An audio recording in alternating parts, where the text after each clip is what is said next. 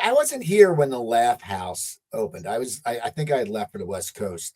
What was it like for you? Because I remember when the outlet and the works were closing, and it was so depressing because that was such a great scene. Like you could run across back and forth if you're a young comic, from the outlet to the works. But then they disappeared, and I guess the Laugh House opened. For you, what was that like? Because you were such a integral part of the Comedy Works and their history. Did you feel a little like lost because you had to go to a new club? I mean, what did you go through when that happened?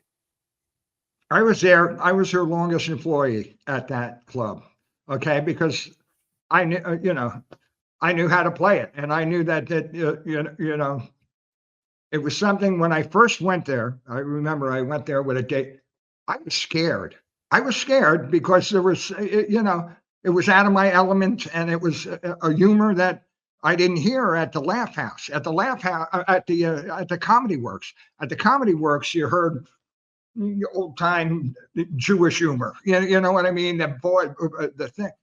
But when I went to the Laugh House, everybody had a nickname, so I fit right in. All right, so we had, that's it, and I was kind of sick of that scene, and it fascinated me. Okay, that urban comedy that I mean, I saw polished guys, but I never saw how it started. So I ran the open mic for 10 years, 11 years, I think, and I saw a lot of people come out of there, who are big time people who I saw start from nothing. Okay, who had no idea, and people who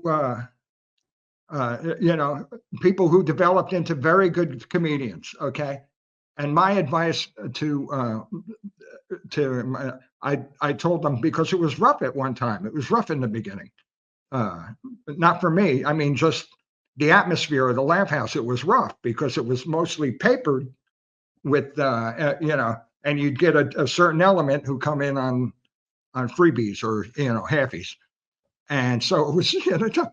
So I had to tell the employees to leave their gats at home. Okay, don't bring the hammer. Okay, and I would and I would always try to pick up the lingo, okay, of the street, the urban lingo, and I would come up with when get off me hams, or some sort of I was there bling. I knew what John was before everybody. Okay, they let me in on what John was, and just to hear him say, but that was the most confusing thing in the world. It was like it was worse than Abbott and Costello, who's on third, because they would go, and then you take the John over to the John, and then you get the John, and then you're the John, and you join it.